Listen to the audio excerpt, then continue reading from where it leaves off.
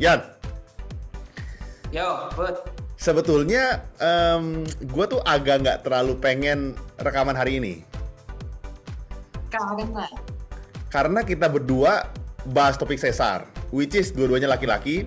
Lu bukan dokter anak, terus ngomongin sesar yang kemampuannya tinggi. Kandungan. Iya, kandungan. Maksud gue gini, berarti kan dari segi kompetensi, dari segi keilmuan, dari segi pengalaman, kita berdua nggak ada. Apalagi lu, gue kan udah punya anak, lu kan belum. Maksud gue, gimana caranya lu berani ngajak ngomongin topik soal sesar dengan teknik tertentu, tapi lu belum pernah ngalamin. Gue jadi bingung, kan lu so tau namanya, maksud gue. Justru tujuannya gini, Bud. Lu kan setahu gue kan bidang lu sesar kan? Betul. Nah, gue pilih topik ini biar lu bisa ceritain semua pengalaman lu. Lu aja lu bisa. Kalau misalnya gitu berarti lebih gak guna lagi lu dong di sini dong. Kan semua udah selesai gua. Lu keluar deh. Gua bikin sendiri aja, nanti gua upload deh. Oke. Gimana ya? Nah, topik hari ini kita akan membahas tentang ERAX. Nah, ERAX, oke. Yang menurut gue ya, sebenarnya ini pasti kayaknya banyak orang yang masih belum tahu nih ERAX itu apa sebenarnya. Nah, Enggak, sebentar. ERAX itu pasti banyak tahu laki-laki. Ereksi kan semua orang tahu laki-laki. Ereksi itu kan rata-rata tahu. Enggak, ereksi ini adalah sesuatu yang harus dilakukan karena laki-laki ereksi. Ceritain gimana ya? Ini efek samping 9 bulan. Nah, jadi sebenarnya ereksi ini sebenarnya udah ada lama nih, Bud. Metode ini jadi sebenarnya singkatan nih, di akronim. ERAX, ERACS. Oke. Enhanced Recovery After Cesarean Surgery. Berarti artinya penyembuhan setelah operasi sesar kan gitu? Ya, penyembuhan yang dipercepat. Ya. Gitu. Nah, makanya sesuai kata-katanya, jadi ini adalah suatu, jadi bukan metode baru. Bukan metode sebenarnya tindakannya sama gitu. Oke. Sama sesar, cuma kita mengoptimalkan pemulihannya sehingga kalau misalnya sesar itu bisa pemulihan waktunya mungkin ya belum sih stay di rumah sakit sekitar 3 hari gitu. Betul. Ya. Berapa hari stay-nya? 2. Ini dulu, sorry. 2. Sorry. Kalau dari masuk terhitung 3. Dari hari dia masuk kan, kan rumah sakit seperti hotel kan hitungannya kan? Operasi, iya. Nah, ereksi itu diharapkan ya bisa cepat dalam waktu misalnya dalam waktu 12 jam. I see. Pemulihannya sudah secepat itu. Oke. Gue post ereksi 24 jam pulang. Nggak nyampe 24 jam pulang.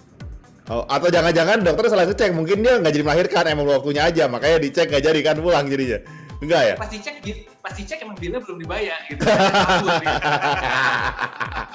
Tapi by the way, gue baru tahu nih, karena waktu bini gue kan sesar 2021, berarti tahun lalu kan, nggak ada penawaran ini sih. Jadi gue nggak tahu ini baru ya, atau memang beda atau gimana tuh?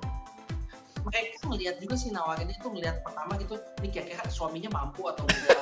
Terus lihat juga suaminya care nggak sama istrinya gitu. Ya. Nah, datang mukanya begini. Iya, benar. Terus makanya gak care sama bininya. Enggak mau lah dikeluarin duit gitu. Enggak, terus gue udah bilang, "Dok, yang paling murah apa?" Gue tanya gitu. "Ini aja nih, yang kelas ini aja." Gue langsung tanya gitu. Mungkin dia nggak sempat nawarin ERAX itu kali. Jadi gue baru tahu bisa juga. Gue akan share episode ini ke Mendy. Gimana ya? Nah, jadi sebenarnya ereksi ini tuh udah pertama kali ditemukan dulu di Eropa. Eropa itu gue lupa tahun berapa, 2010 ya, 2010. Ya sekitaran segitulah. Dan ini baru diadopsi di Amerika itu pada tahun 2018-an. Oke. Gitu. Nah, jadi ini memang metode ini sih baru banget. Cuma kenapa baru menjadi booming di Indonesia ini kan terkait karena public figure ya, kembali ya. Iya. Public figure yang menggunakan metode ini dan metode ini ternyata cukup berhasil gitu. Iya. Nah, jadinya akhirnya semua orang pada ikut-ikutan. Dan sekarang itu rumah sakit mulai berlomba-lomba untuk menawarkan karena memang dari segi benefit untuk pasien ya itu jauh lebih baik. Oke. Nah, sekarang gini, gimana? Apa yang membedakan ERAX dengan sesar biasa? Maksud gua, yang membedakan tuh apa kok bisa 12 jam gitu? Kan pasti kan ketika abis dari situ kan lu belajar jalan dulu, kan lu masih sakit juga kan gua ngalamin tuh ketika pas ke operasi iya dia belajar jalan tapi sakit gitu. How come 12 jam pulang tuh gimana? Apa yang membedakan maksudnya?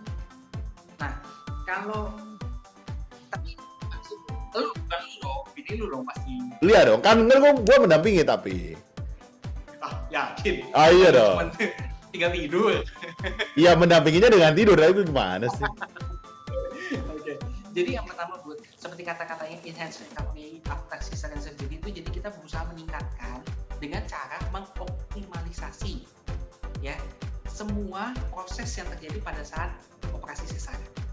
Contohnya? Semuanya dioptimalisasi. Contoh misal ini, kapan puasa pasien sebelum ada operasi, menurut saya masih mending juga puasa kan. Nah, persiapan puasa itu kan biasanya dikasih waktu sekitar 6 sampai 8 jam. Ya. Nah, pada reaksi yaitu persiapan puasanya cuma 2 jam. I see. Nah, kok jadi cuma 2 jam. 2 jam sebelum tindakan dia baru mulai puasa. Dan kok boleh? Sebelum puasa. Nah, jadi kita kalau misalnya tindakan dokter ini studi gitu ya. Jadi kan penelitian Anda membuktikan bahwa kelihatan ini kalau misalnya tindakan operasi dilakukan kayaknya nggak perlu puasa dalam waktu cukup lama deh. Cuma sebelum dia puasa kita berikan kalori tinggi, jadi kita berikan minuman manis-manis, gula misalnya, dengan terukur, takarannya terukur. Dan ternyata penelitian membuktikan benefitnya bagus pada pasien. Itu satu. Oke, terus? Terus yang kedua, tindakan itu dilakukan jauh lebih cepat, misalkan lebih cepat. Nah, biasanya sesar itu kita kasih batas waktu mungkin sekitar 2 jam ya, 2 jam. Enggak. Sesar itu cuma 7 menit atau 10 menit. Lu jangan so tahu. Jadi gini, gue kasih tahu teman-teman. Pas ya sesar itu, bini gue cerita. Ya, pertama, ibu gimana, sehat semua? Ya, sehat ya. Lanjut. Gua nggak mau. Paling 15 menit ya kalau sesar. Tapi gini kan. Gue nggak ngomong soal operasinya ya. Gue ngomong soal prosedurnya. Gitu. Oke. Ya, waktu gue pas yang begitu sih. Pok gitu kan. Iya kan. Tapi itu lu kan gitu daripada saat pisau bedahnya itu dipakai untuk buat sayatan. Itu memang betul. Kasih time in operasi itu memang betul. Kalau itu kan prosedurnya mungkin sekitar 15-20 menit, 30 menit max. Yeah. Gitu. Tapi ada persiapan lagi. Jadi buat sobat healthy yang mungkin nggak pernah ada bayang ya kalau operasi seperti apa, pasien itu akan namanya prepare, disiapkan. Nah, persiapannya itu sendiri sampai dengan masa pemulihan itu yang bisa memakan waktu sekitar 2 jam. 2 jam top ya, 2 jam top. Jadi tergantung dari dokternya. Kadang-kadang dia bisa dengan metode yang lain, misalnya dia bisa lebih cepat lagi. Atau di rumah sakit yang kecil, dia kan itu bisa lebih lama lagi karena alat-alatnya nggak selengkap di kota, gitu. Nah, pada saat teras, nah diusahakan itu adalah waktu tindakannya seminimal mungkin. Jadi pengobatan waktu itu sekitar 1 sampai. Jadi kenapa? Tujuannya menghemat penggunaan obat anestesi. I see. Jadi si ibu hamil tidak perlu dianestesi dengan obat yang terlalu banyak. Iya. Nah, tujuannya apa? Biar efek samping obat tidak membekas dan anestesi. Oh, gua ngerti. Karena pasca pemulihan itu biasa orang istirahatnya lumayan lama kan. Teparnya lumayan lama tuh. Iya. Oh, dan jangan lupa biasanya paling berat adalah mual. Lalu di anestesi kebanyakan pada pasien yang baru sadar ya, atau bisa baru mulai enak tuh dia nggak ngerasa mual yang agak berat. Nah, mual itu bikin dia jadi malas bergerak, susah untuk mengakhiri puasanya ya. Jadi mulai intake makanan, karena mualnya memperpanjang perawatan di rumah sakit. Nah, tujuannya kayak gitu, Bu. Percepat tindakan, optimalisasi tindakannya, kurangi obat-obatannya, minimalisasi efek sampingnya sehingga perawatannya lebih pendek. I see. Oke, got it. Terus apalagi? Gue soalnya pengen banyak tanya nih. Terus? Nah, lalu selanjutnya adalah optimalisasi penggunaan obat-obatan ya pasca tindakan. Jadi si ibu ini setelah kita kita yang tadi gue sebutin ya, kemudian setelah tindakan pasti tidak itu jadi pasti ada gitu. Nah, kita tekan dengan menggunakan obat-obatan penghilang rasa sakit, tapi ini yang non opioid. Jadi kalau misalnya pada saat tindakan operasi itu diberikan obat-obatan opioid di mana efek sampingnya tadi disebutin, mual, rasa pemulihan lama. Nah, kalau non opioid itu biasanya efek sampingnya lebih ringan. I see. Oke, berarti sebenarnya terusin dulu. Gue pengen tanya lagi terus. Oke, terakhir. Karena nyerinya minimal, otomatis si ibu juga nggak sakit nih. Berani untuk melakukan mobilisasi atau pergerakan. Biasanya kalau emang habis operasi yang pertama miring kanan, miring kiri, duduk dulu, setelah duduk bisa baru latihan jalan, baru setelah itu lari kencang kabur dari rumah sakit misalnya. Benar, untuk menghindari bil tadi kan, ya benar. Nah, tapi pada reaksi ini karena dia tidak merasakan rasa nyeri, semua tahap itu bisa dilalui dalam hitungan menit atau jam, gitu. Mobilisasi yang cepat itu justru sisa pita darah, misalnya operasi besar ya, kita pasang selang gitu, jadi darah yang terkumpul di sana bisa cepat keluar. Oh sih. Nah, terus habis itu juga mempercepat pemulihan lukanya, mempercepat pergerakan ususnya, sehingga jadi dia bisa lebih cepat makan dan minum. Jadi kalau perhatiin rangkaian keretanya itu, semua tindakan yang dipercepat itu pada akhirnya menghasilkan outcome yang sama. Dibandingkan dengan tindakan yang biasa itu ERAS. Oke, gue mau nanya, ERAS itu biasanya lebih mahal ya, Ding? Jauh atau biasa aja maksud gue? Sama atau lebih mahal? ERAS itu biasanya? Setahu gue sih lebih mahal, tapi jujur kalau buat harga kayaknya relatif ya. Relatif. Rumah sakitnya, berapa persen bedanya itu kayaknya juga subjektif. Oke, mari gue men-challenge statement lu barusan yang banyak tadi tentang 4 hal tadi itu ya. ERAS itu kan berarti mengurangi obat yang masuk pertama, ya dong. Yang kedua mempercepat proses yang tadinya lama dipercepat, anestesi juga dipersedikit gitu kan. Iya. Terus kemudian dia berarti karena nyeri yang lebih sedikit bergerak lebih cepat karena lebih berani, lebih cepat penyembuhan. Makanya ketika dokter juga waktu bini gua habis pemulihan, ibu ayo jalan, ibu ayo. Apalagi sekarang sudah tidak menunggu kentut boleh makan. Setahu gua udah enggak tuh. Dulu kan sedikit, sekarang udah enggak. Berarti dengan kata lain rumah sakit membuat prosedur lebih dikit, membuat biaya lebih sedikit tapi harga lebih mahal. Berarti judulnya adalah rumah sakit menipu masyarakat. Lo mana ada logika gue? Lo, coba gue tanya lo. Gue ulang ya. Berarti ada obat lebih murah, lebih sedikit, proses lebih sedikit, orang lebih uang masuk, tapi dia lebih mahal. Ini nggak bisa namanya. Sebagai orang yang ngalamin sesar, ini namanya penipuan publik namanya. Iya dong. Lu bayangin ya, di rumah sakit lu hanya sehari, tapi masa lebih mahal? Gua 3 hari di rumah sakit makan gratis maksud gua. Terlaluan ini nggak bisa ini. Itu semua aside ya, maksudnya. Gue nggak bicara tentang itu ya. Tapi ERAS itu jadi metodenya itu kontrol. Jadi beda dengan metode persalinan sesar itu kan udah terjadi atau ya puluhan tahun. Iya. Jadi ya itu tinggal gue bentuk aja gitu, anestesi seperti biasa. Iya. Kalau ERAS itu kita belum. Jadi itu tadi bilang time 2 jam, time tindakan harus cepat gitu, dan tentu saja nggak bisa sembarangan dokter yang bisa menjanjikan bahwa gue dalam waktu 1 jam pasti selesai gitu kan nggak mungkin. Kalau kayak lu udah nggak mungkin, udah pasti. Jadi gue tahu nggak sembarang dokter. Kalau di kita ini udah pasti nggak mungkin. Lu pasti nggak bisa. Terus ya itu nggak usah disebut. Dalam 60 menit gue pasti nyerah gitu. Jadi gue pasti juga. Nah, jadi memang sebenarnya kemungkinan sih peningkatan biayanya di situ. Tapi tetap aja bisa ada pemotongan biaya juga seperti yang bilang lama rawat. Rawat terus habis itu juga mungkin jasa visit dokter itu juga bisa dipotong. That makes sense. Karena mahal memang. Dan Ian, gue tuh penasaran, maksud gue gini, apakah ERAS itu berlaku untuk semua operasi? Apa cuma sesar doang? Atau buat semua? Ada. Ini bagus sih pertanyaan lu. Berarti gue demen, otak jalan. Oh ya. Gimana? Jadi memang ada juga metode yang namanya ini ERAS. Nggak pakai C ya, ERAS. Enhanced Recovery After Surgery. Jadi peningkatannya itu adalah untuk setelah tindakan bedah.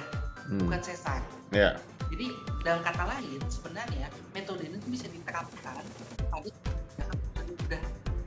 Gitu. Kita tinggal karena kan kalau lu tahu basicnya itu sebenarnya cuma untuk optimalisasi dan jadi bagaimana kita mengoptimalisasi step-step yang terjadi pada suatu tindakan bedah tertentu. Kayak jadi coba bisa dilakukan semuanya, cuma memang tetap ada kontraindikasinya. Jadi ada beberapa contoh penyulit. Misalnya contohnya begini. Ternyata pada saat tindakan operasi perdarahan ibunya banyak. Nah, kita nggak bisa menjanjikan ERAS pada saat itu. Karena ada sesuatu yang di luar kontrol kita gitu. Ternyata ibunya perdarahan banyak. Berarti kita harus cek lagi darahnya. Ternyata kurang darah, harus transfusi lagi. atas orang yang kekurangan darah pada saat operasi pasti kondisi lebih lemah.